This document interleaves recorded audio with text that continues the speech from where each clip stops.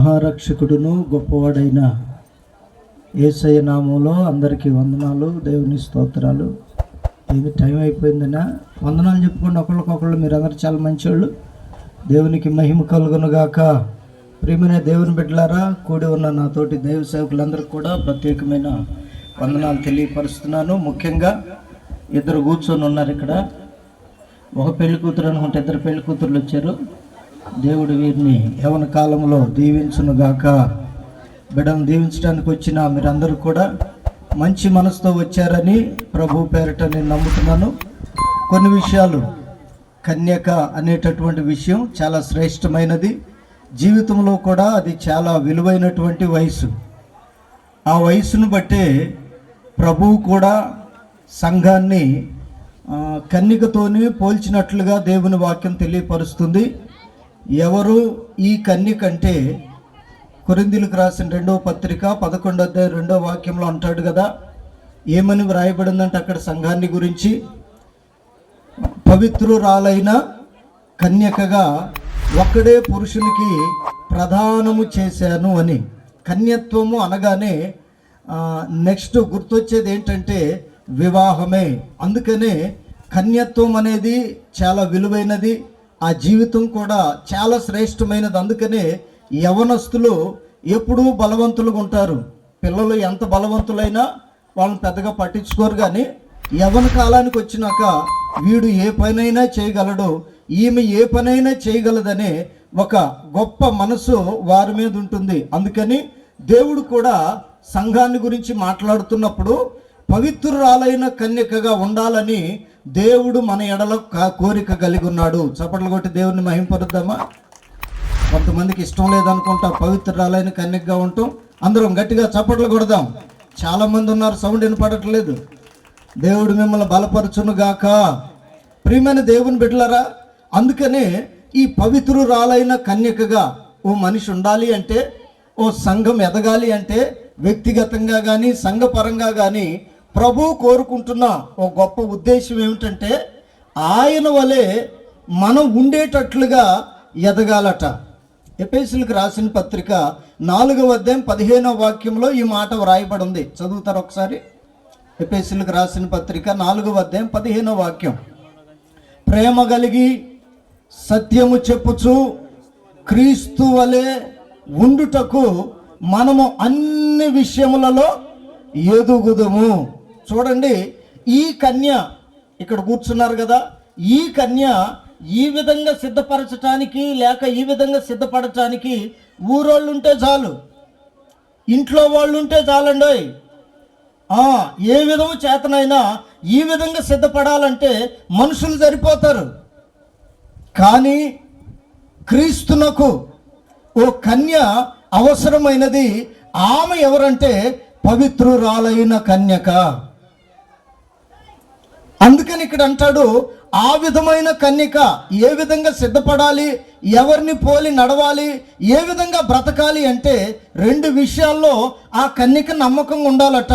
ప్రేమ కలిగి సత్యము చెప్పుచు. యవ్వన కాలంలో ఎంటర్ అయిన వెంటనే మొదట పుట్టే గుణం ఏమిటంటే ప్రేమ. వింటున్నారా యవనస్తులారా, పిల్లలను కలిగిన తల్లిదండ్రులారా? యవన కాలంలో కన్యత్వంలోనికి అడుగుపెట్టిన తరువాత మొదట కలిగేటటువంటి ఓ మంచి లక్షణం అనండి, లేక చెడు లక్షణం అనండి, దాని పేరు ఏమిటంటే ప్రేమ. ఈ ప్రేమ లోకములో పలు సందర్భాలలో పలు విధాలుగా ఆయా సమయాలలో వ్యర్థమైనదిగాను, అవసరమును బట్టి కానీ, లేకపోతే ఓ మనిషి పవిత్రంగా బ్రతకటానికి కూడా ప్రేమ చాలా ఉపయోగపడుతుంది. ప్రేమ లేనిదే అమ్మ లేదు, నాన్న లేడు, అక్క లేదు, చెల్లి లేదు, అన్న లేడు, తమ్ముడు లేడు. ప్రేమ లేని బంధం అంటూ ఏమీ లేదు. బంధానికి ఉపయోగపడేది ప్రేమే. అయితే ఇక్కడ చెప్తున్నటువంటి మాట, ఈ సందర్భం ఏమిటంటే పవిత్రురాలైన కన్యకకు ఉండవలసిన ప్రేమది. సంఘానికి అవసరమైన ప్రేమ ఏమిటంటే మిక్కుటమైన ప్రేమ అని రాస్తాడు పరిశుద్ధుడైన పౌలు గారు. సంఘము ప్రేమ కలిగి ఉండాలి. పవిత్రురాలైన కన్యకలో ఉండవలసింది సంఘ సంబంధమైన ప్రేమ. దాని పేరే పవిత్రమైన ప్రేమ. చప్పట్లు కొడతారా గట్టిగా? అందుకని యవ్వన కాలంలో అడుగుపెట్టిన వెంటనే తల్లిదండ్రులు కూడా జాగ్రత్తగా గమనిస్తారు. అమ్మాయి ఎక్కడికి వెళుతుంది, ఎందుకు వెళుతుంది, ఎవరితో వెళుతుంది, ఎంతసేపు ఉంటుంది, ఏం మాట్లాడుతుంది, ఏం ఆలోచిస్తుంది అనేది ఖచ్చితంగా ఆలోచిస్తారు ప్రతి తల్లి ప్రతి తండ్రి.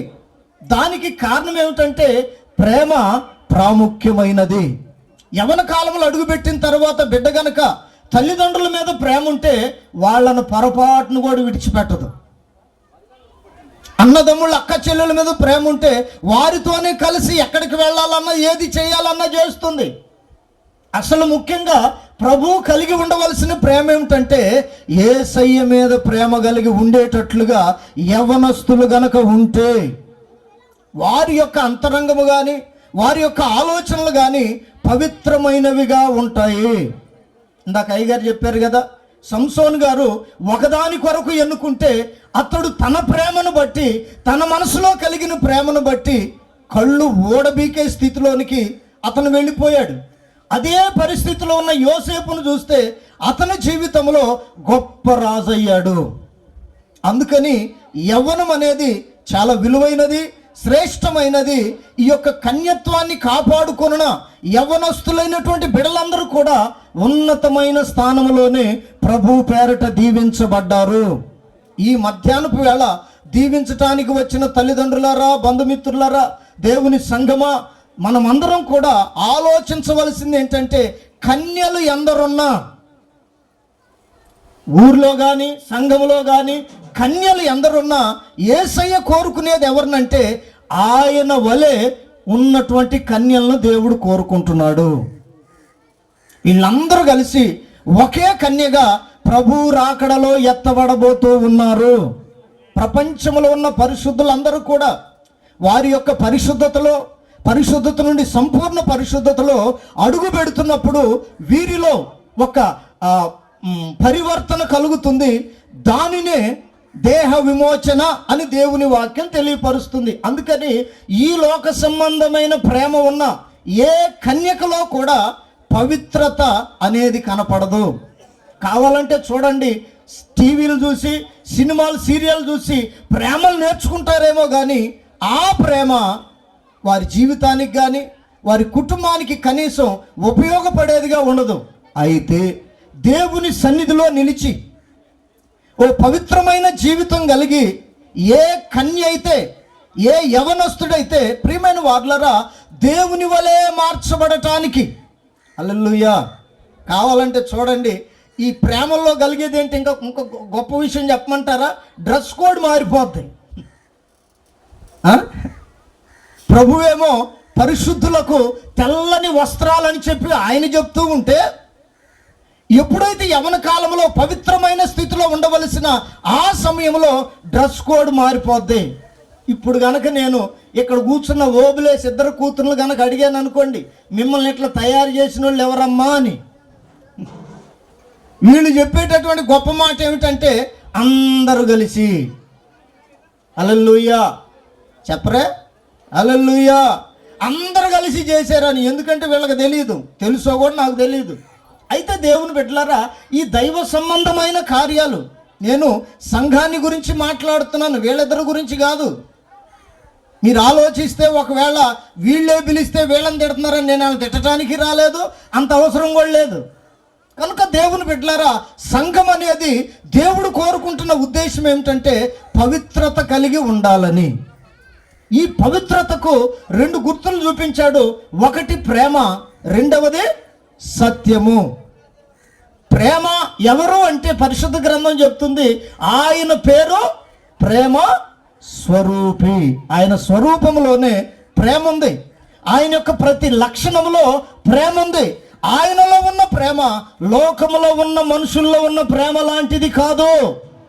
అది దేవుని ప్రేమ. చప్పట్లు కొడతారా గట్టిగా? రెండో విషయం సత్యం.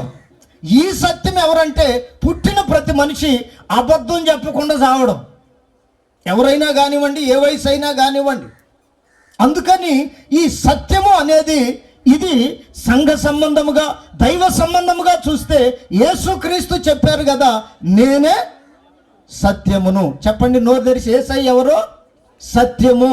చూడండి, ఆదాము అవ్వలు అబద్ధము చెప్పినందుకు, లేక చేయకూడని పని చేసినందుకు దేవునికి దూరం అయితే, యేసుక్రీస్తు రావటం వలన, యేసుక్రీస్తు భూమి మీదకి రావటం వలన జరిగినటువంటి ఆశీర్వాదం. ఇంతమంది మనం ఈ టెంట్ల కింద కూర్చుని ఉన్నామంటే, మనలో గనక సత్యము చెప్పాలన్న ఆలోచన లేకపోతే ఇప్పటికి కూడా మీరు అందరూ వచ్చేవాళ్ళు కాదు. ఎందుకంటే ఇంకా చాలా మంది రాలా. చూడండి, ఆ హిందువుల దగ్గర జరిగినట్లుగానే క్రైస్తవ సమాజంలో కూడా జరగటం చాలా భయంకరమైన పాపం. వాళ్ళు ఇందాక అయ్యగారు చెప్పారు కదా, కానుకలు ఇవ్వటానికి, కట్నాలు ఇవ్వటానికి, భోంచేసి వెళ్ళటానికి వస్తారు. అదే ఆచారం క్రైస్తవ సమాజంలో కూడా కనపడుతుంది.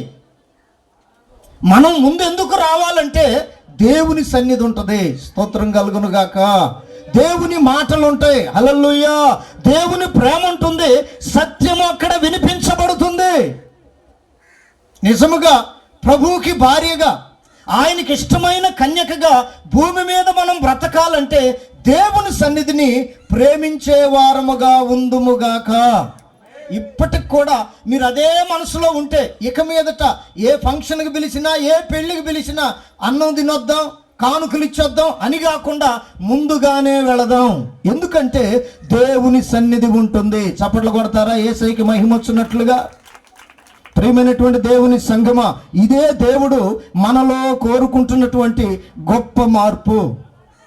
అయితే ఈ లోకంలో ఉన్న ఈ యొక్క ఎదుగుదలకి, లేక మెచ్యూరిటీ అయ్యేటటువంటి ఈ మనసుకి, యేసయ్యను మనము కలిగి ఉన్నామనే దానికి గుర్తుగా ఓ చిన్న మాట ఉంది బైబిల్లో. అది చదువుతారా త్వరగా? పేతురు మొదటి పత్రిక 2వ అధ్యాయం 1, 2, 3 వాక్యాలు టక్కన చదవండి. పేతురు మొదటి పత్రిక 2వ అధ్యాయం. ఏంది ఎంతసేపు చెప్తున్నారు? అయ్యా నాకు వినపట్లేదు అయ్యా కదయ్యా. ప్రభు దయాళుడని మీరు రుచి చూచి ఉన్న ఎడల, ప్రభు ఎవరట? దయాళుడని మీరు రుచి చూచి ఉన్న ఎడల, అదిగో మనలో ఉండకూడనివి కొన్ని ఉన్నాయి. అవేమిటంటే సమస్తమైన దుష్టత్వము. అన్ని కోవల్లో, అన్ని రంగాలలో, అందరి జీవితాల్లో, అందరి మనసులో ఉండేది ఏంటంటే దుష్టత్వము. సమస్తమైన దుష్టత్వము, సమస్తమైన కపటమును, వేషధారణను. టైం లేదు కనుక ఇవన్నీ వివరించట్లేదు, మీకు తెలుసు అవేంటో. కపటం అంటే ఏంటో తెలుసు.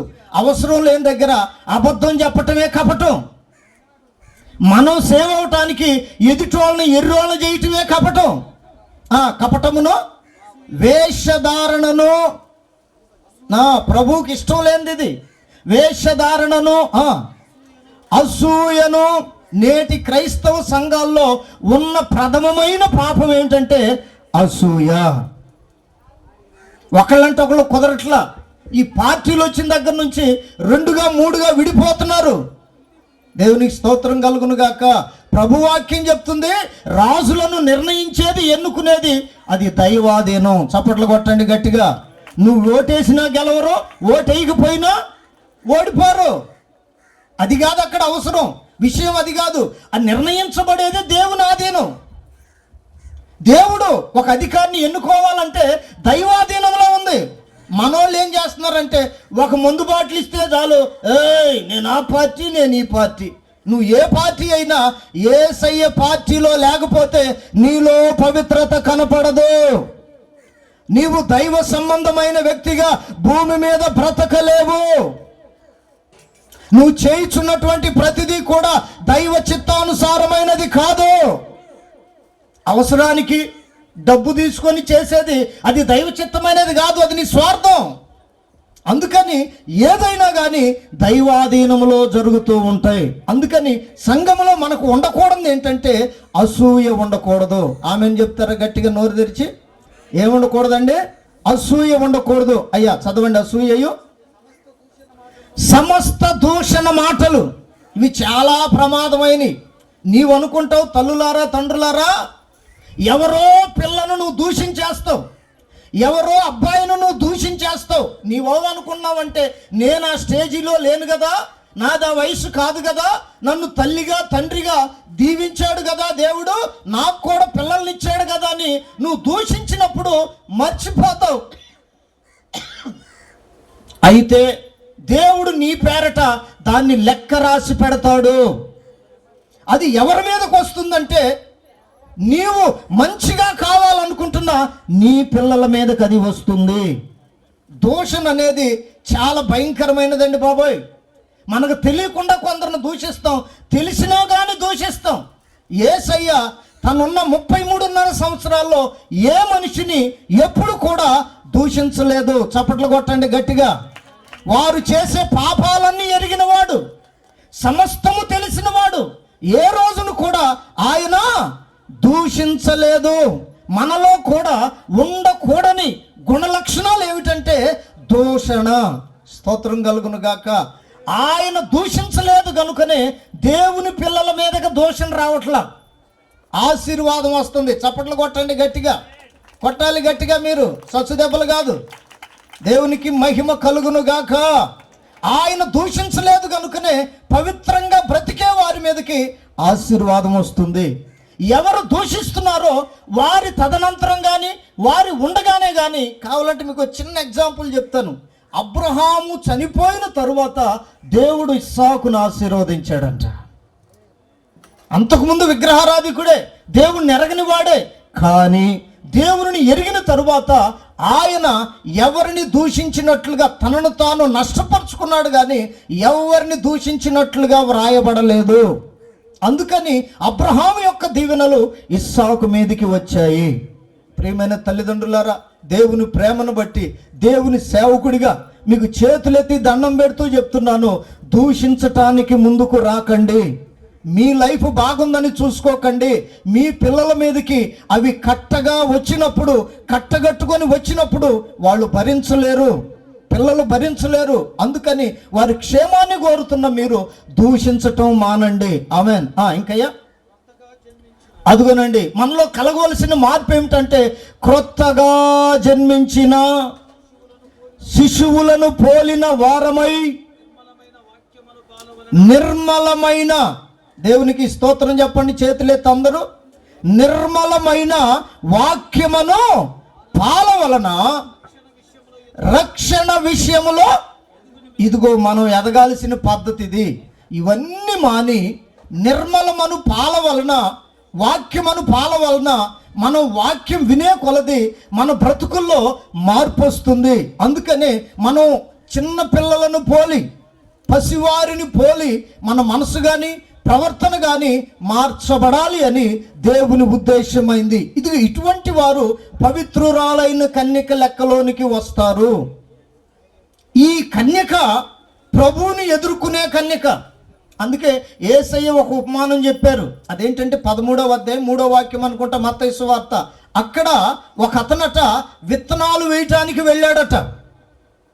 ఆయన విత్తనాలు వేస్తూ ఉండగా కొన్నేమో త్రోవ పక్కన పడ్డాయి, కొన్నేమో ఎక్కువగా మన్ను లేని రాతి నేలను పడ్డాయి, మరికొన్నేమో ముండ్ల పొదలో పడ్డాయి.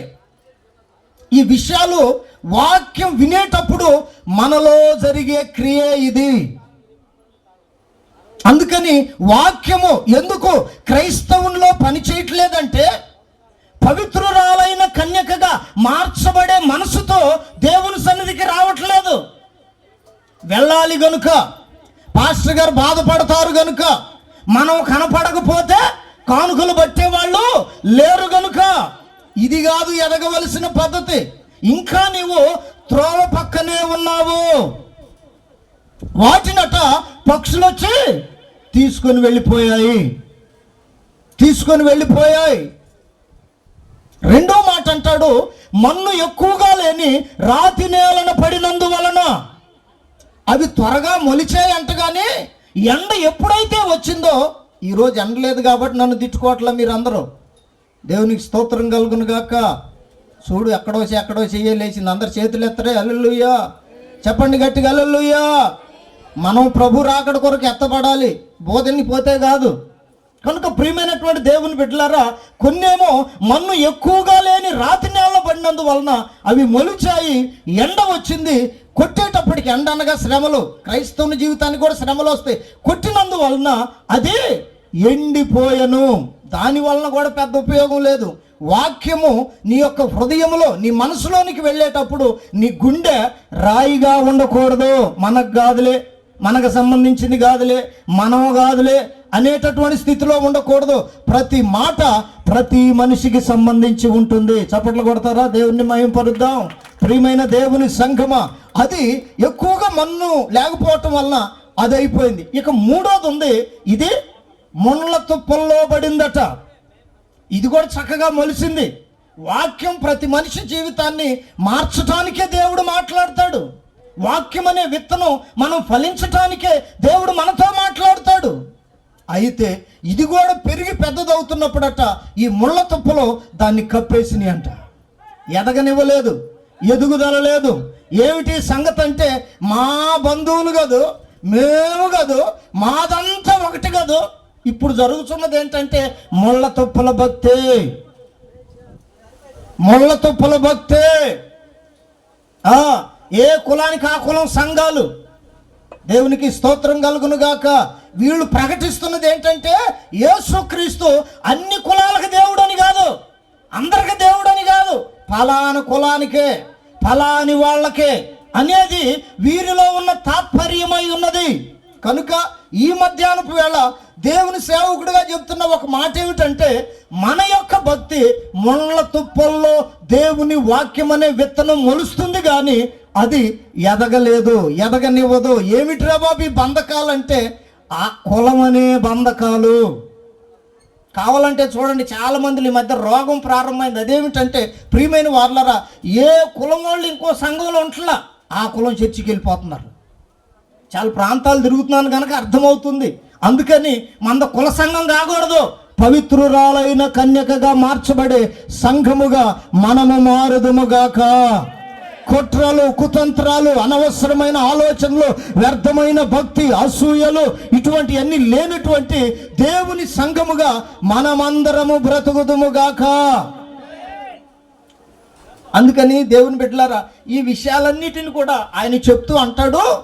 చివరిలో అంటాడు కదా, కొన్ని మంచి నేలను బండి అంట. ఆమేన్.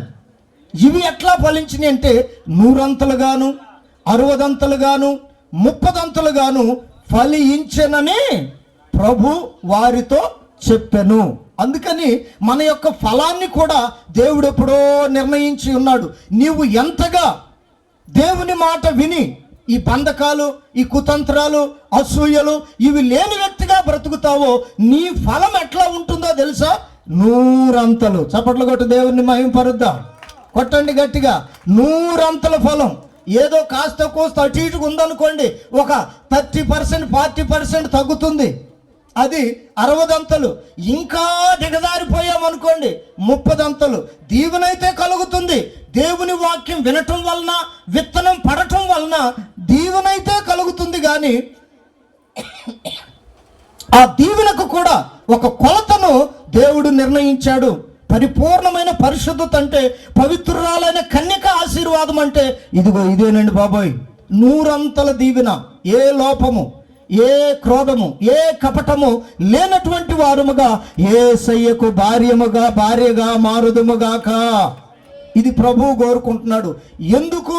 వీళ్ళకు 30 ఆశీర్వాదం వచ్చినా, 60 ఆశీర్వాదం వచ్చినా, 100 ఆశీర్వాదం వచ్చినా దేవుడు చూసి చూడనట్లు ఉంటాడు అంటే, ఇంకొక మాట చెప్పి నేను ముగిచ్చేస్తా. ఏమిటంటే, ఒక రైతట తన పొలంలో గోధుమలు నాటాడంట. అక్కడే ఉంటుంది ఆ 13వ అధ్యాయం ఎన్నో వాక్యంలో ఉంటుంది, ఆ పక్కనే ఉంటుంది, పై పక్కన. గోధుమలు నాటాడట. చదవండి ఒకసారి ఆ మాట. చెప్పాను. ఏమనగా, పరలోక రాజ్యము మంచి విత్తనము విత్తిన పోలి ఉన్నది. మనుషులు నిద్రించుచుండగా అతని శత్రువు వచ్చి గోధుమల మధ్యను విత్తిపోయాను.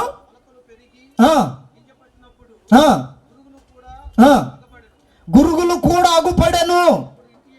అప్పుడు ఇంటి యజమాని వచ్చి నీవు ఈ పొలములో మంచి విత్తనములు నాటితివి కదా, ఎక్కడ నుండి వచ్చినవి? మంచి వాక్యమే నాటుతున్నావు కదా, అందులో గురుగులు ఎక్కడ నుండి వచ్చినవి అని అడిగిరి. అదిగోనండి బాబోయ్, నీకు తెలియకుండా నీవు నిద్రిస్తున్నప్పుడు అందరూ అలవాటు ఏమిటంటే, నిద్ర ఎప్పుడు పోతారంటే ఇంటికి వెళ్ళి అన్నం తిన్న తర్వాత నిద్రపోతారు. చప్పట్లు కొట్టండి గట్టిగా. పగల పనికి వెళ్ళి నిద్రపోయే సమయం అది. కొందరికి ఒక అలవాటు ఉంటుంది, దేవుని మందిరంలో అడుగుపెట్టిన వెంటనే పరలోకానికి వెళ్ళినట్టుగా ఫీల్ అయిపోతారు వీళ్ళు. కుర్చీలో కూర్చునే బ్యాచ్ అయినా కింద కూర్చునే బ్యాచ్ అయినా వీళ్ళకి అలవాటు ఏమిట్రా బాబు అంటే, మందిరానికి ఎందుకు వెళుతున్నారంటే నిద్రపోవటానికి. ఆ నిద్రపోయావనుకో, నువ్వు దేవుని వాక్యం వినేటప్పుడు గోధుమలకు ప్రతిగా శత్రువు వచ్చి ఏం చేస్తాడంటే గురుగులు నాటి వెళ్తాడు. నీకు తెలియకుండానే నువ్వు ఫలించవలసిన విధానం మారిపోతుంది. 100 ఫలం, 60 ఫలం, 30 ఫలం నీ ఆత్మీయ జీవితంలో, నీ వ్యక్తిగత జీవితంలో, కుటుంబ వ్యవస్థలో ఉండవలసిన దీవెనకు బదులు ఇక్కడ ఏం జరుగుతుందంటే, ఈ యొక్క గోధుమ చెట్టు గురుగుల చెట్టు 2 ఒకటిగానే ఉంటాయట. అది ఎప్పుడు కనుగొన్నారు వాళ్ళంటే, ఇద్దరు మందిరానికి వెళ్ళే వాళ్ళే, మేకలైనా గొర్రెలైనా 2 ఒకే రకంగా ఉంటాయి. మనమైతే గుర్తుపడతాం, సాతానుగాడు వారిని ఇంకా బాగా గుర్తుపడతాడు. వీళ్ళు దేవుని మందిరానికి వెళ్ళి నిద్రపోయే వాళ్ళ, వాక్యం వినేవాళ్ళ? వీరు పవిత్రురాలైన కన్యక బ్రతికే వాళ్ళ, లేక మనకు సంబంధించిన వాళ్ళ దగ్గరకు వచ్చి ఊపేస్తా ఉంటాడు. వాక్యం దారిని అయ్యగారు పాపం మైకు పట్టుకొని అరుస్తూనే ఉంటాడు, కానీ వీళ్ళ చెవులోకి పోదది, ఎక్కడో కలలుగంటుంటారు. అందుకని దేవుని వాక్యం చెప్తుంది, నిద్రిస్తూ ఉండగా శత్రువు వచ్చి వాటిని నాటిపోయాడు. అయితే అది ఎప్పటి వరకు ఉంటుందంటే, మేకలు గొర్రెల కలయిక, గోధుమలు గురుగులు కలయిక సంఘంలో కానీ సమాజంలో కానీ ఎప్పటి వరకు ఉంటుందో అక్కడ రాశాడు చూడండి. అంత్య దినము వరకు, అనగా దానికంటే ముందు కోతకాలము వరకు వాటిని అట్లాగనే పెరగనివ్వండి. చప్పట్లు కొడతారా గట్టిగా? చేతులు కూడా రాట్లా మీకు? కొట్టండి గట్టిగా. కోతకాలము వరకు, ప్రభువు రాకడ వరకు వాటిని అట్లాగనే పెరగనివ్వండి. గురుగులు పెరగాలి, గోధుమలు పెరగాలి. కోతకాలం వచ్చినప్పుడు అక్కడ ఒక గొప్ప న్యాయమైన తీర్పు చెప్పాడు. అదేమిటంటే, ఈ యొక్క గురుగులను కోసి కట్లు కట్టి అగ్నిలో పడవేయండి, గోధుమలను నూర్చి మా యొక్క గదిలో వాటిని ఉంచండి. ఇదే దేవుని యొక్క తీర్పు. కన్యల ఎడల కాదు, కన్యక ఎడల దేవుని యొక్క తీర్పు ఇదే. అందుకని దేవుని బిడ్డలారా, కోతకాలం వరకు ఎందుకు మనల్ని నిలవనిస్తున్నాడంటే, మనల్ని బ్రతకనిస్తున్నాడంటే, మనము కూడా ఎదగాలని. స్తోత్రం కలుగునుగాక. నోరు తెరిచి చెప్పాలి గట్టిగా హల్లెలూయా. అందరు క్రైస్తవులే కదా, సిగ్గుపడతారు ఎందుకు? చేతులే తల్లిలో చెప్పండి హల్లెలూయా. కోతకాలం వరకు నీవు ఎదుగుతావు, గురుగువైనా ఎదుగుతావు, గోధుమవైనా ఎదుగుతావు. అయితే దేవునికి అనగా యజమానికి ఉపయోగపడేది గోధుమలే, గురుగులు కాదు. అప్పుడు వెంటనే ఆయన చెప్పాడు కదా, వాటిని కట్టలు కట్టి ఎక్కడ వేయమన్నాడు? కాల్చేయండి. ధనవంతుని బ్రతుకు కూడా అదే కదా. నీతిగా బ్రతికిన లాజరు యొక్క స్థితి వేరు, ధనం ఉంది కదా తిని త్రాగి సుఖపడి సంతోషించిన వాని ఎదుగుదల వేరు. వాడు దేంట్లో ఎదిగాడంటే తాగటంలో ఎదిగాడు. ఈ బ్రాండ్ కాదు ఆ బ్రాండ్ అని తాగటంలో బ్రాండుల్లో ఎదిగాడు, కానీ భక్తిలో కాదు. తినటంలో ఎదిగాడు. ఎక్కడ మంచి బిర్యానీ దొరికిందో వాడికి తెలుసు, ఎక్కడికి వెళితే ఏం దొరుకుతాయో ఈ తిండిపోతలు ఖచ్చితంగా తెలుసు. అవసరానికి వేరు, అనవసరమైన స్థితిలో తినటం అనేది దేవుని వాక్యం అంగీకరించే విషయం కాదు. మనం పుష్టిగా దీవెనకరంగా ఉండాలి, భూమి మీద శ్రేష్టమైనవి తినాలి, కానీ అనవసరమైనవి తినకూడదని దేవుని యొక్క ఆలోచన. స్తోత్రం కలుగునుగాక. చెప్పండి గట్టిగా హల్లెలూయా, హల్లెలూయా. అందుకని తిని త్రాగి సుఖపడి సంతోషించిన వాడిని కట్టగట్టి ఎక్కడేసాడు? అగ్నిలో పడేశాడు. దేవుని కొరకు నీతిగా, నిజాయితీగా, నమ్మకముగా, పవిత్రముగా, దేవుని సన్నిధిలో యథార్థంగా ఉంటున్నా ఏమీ లేని వాడైనా నీతి కలిగిన వాడు, ఏమీ లేని వాడైనా పవిత్రత కలిగిన వాడు, ఏమీ లేని వాడైనా ఏ ఘనత ఎక్కని వాడైనా పరిశుద్ధంగా బ్రతికినటువంటి వాడు. అందుకని అతని గురించి చెప్పిన మాట ఏమిటంటే, దేవదూతలను పంపించి అదిగో భూమి మీద నా కుమారుడైన లాజరు నిద్రించాడు, అతని ఆత్మను తీసుకుని రండి అనగా అతని ఆత్మను తీసుకుని వెళ్ళి అబ్రహాము రొమ్మును ఆనుకొనుటకు కొనిపోబడటానికి దేవదూతలు వచ్చి అతని ఆత్మను తీసుకుని వెళ్ళారట. దేవుని బిడ్డలారా, దేవుని సంగమా, భూమి మీద మనం కోరుకునే ఎదుగుదల వేరు, దేవుడు మనల్ని ఎదగమని చెబుతున్న విధానం, పద్ధతి వేరు. అందుకని శాంతి ప్రియ పవిత్రాలను దేవుడు జ్ఞాపకం చేసుకొని ఓ మంచి జీవితాన్ని, ఆత్మ సంబంధమైన జీవితాన్ని, మంచి తల్లిదండ్రులను, ఎంతమంది బంధువులను దేవుడిచ్చాడు. దేవునికి మహిమ కలుగును గాక. మీ దీవెనలన్నీ వీరి మీదకి వస్తే మీరు మనసారా అయ్యో కానుకలు తెచ్చి ఇచ్చేసి వెళ్ళేదిగా దీవెనంటే ఆమెను చెప్తారా? ఏమండోయ్ ఆ రోజు వెళ్ళాము, మనం ఎంత రాసామరా, వాళ్ళ దగ్గర నుంచి మనకు ఎంత వస్తుందిరా, ఇది కాదు మనం లెక్క చెప్పవలసింది, లెక్క చూడవలసింది. నీవు ఊరక కానుక ఇయ్యకపోయినా పర్వాలేదు, కానీ మనసారా దీవిస్తే ఆమేన్, పరలోకములో నుండి ఈ బిడ్డల జీవితాంతం, యవ్వన కాలపు వీరి జీవితాంతం కూడా ఆశీర్వాదకరంగా ఉండటానికి ఆశీర్వాదకరంగా మార్చబడుతుంది. కనుక ప్రియమైన వారలారా, మీరు తెచ్చినవేవో ఇస్తారు ఖచ్చితంగా. నేను తెలియపరుస్తున్న ఓ చిన్న మాట ఏమిటంటే, మీరు ఇళ్ళకి వెళ్ళిన తర్వాత కూడా వీళ్ళిద్దరి గురించి ప్రార్థన చేయటం మాత్రం మర్చిపోవద్దు. చేస్తామన్న వాళ్ళు అల్లే చెప్పండి, చేతులెత్తి. ఒకసారి చేస్తామన్న వాళ్ళు ఒక చేయొత్తండి. లేదా అది కుదరదా? బోధిని వెళ్తా ఉన్న వాళ్ళు అల్లే చెప్పండి. అబ్బో అసలు వీళ్ళు తినటానికి రాలో, ఓబులేసి అనవసరం చేపించాడు. దేవునికి మహిమ కలుగును గాక. అందుకని మనం ఇచ్చే పిల్లలకు దీవెన ఏమిటంటే ప్రార్థనే, వాక్యం చదివించటమే, దేవుని సన్నిధికి తీసుకొని వెళ్ళటమే. వీరు పవిత్రమైనటువంటి జీవితం కలిగి ప్రభు రాకడ వరకు సిద్ధపడాలని, స్టేజీ మీద ఉన్న దైవ సేవకులు మేము మాత్రమే కాకుండా కూర్చున్న మీరందరూ కూడా అదే కోరిక కలిగి ఉన్నారు కనుక ప్రభు పేరట వచ్చిన మీరు దీవించబడుదురుగాక. మీ మనసులో ఉన్న ప్రతి దీవెన వీరి మీదికి వచ్చున్నట్లు మీరు ఆశీర్వదించాలని, పవిత్రురాలైన కన్యకగా మీ సంఘాల్లో, మీ ఊరిలో, మీకు ఇచ్చినటువంటి సంఘాల్లో పవిత్రమైన మనసు కలిగి ఇళ్ళకెళ్ళి చదువుకోండి. పేతురు మొదటి పత్రిక 2వ అధ్యాయం. ఇది రక్షించబడవలసిన వారికి దేవుడిచ్చిన ఆశీర్వాదం. వద్దన్న వాటిని విడిచిపెట్టండి, కలిగి ఉండవలసిన వాటిని కలిగి ఉండండి. ప్రభు రాకడ కొరకు పవిత్రురాలైన కన్యకగా, ఏ కన్యక? పవిత్రురాలైన కన్యకగా మార్చబడదాం. పరిశుద్ధాత్మ ద్వారా ఈ అనుభవంలోనికి నడిపించబడదాం. ఆయన రాకడలో ఎత్తబడదాం. కూడి వచ్చిన మనందరినీ కూడా పరిశుద్ధాత్మ దేవుడు ఆ విధముగా సిద్ధపరచునుగాక. ఒకళ్ళు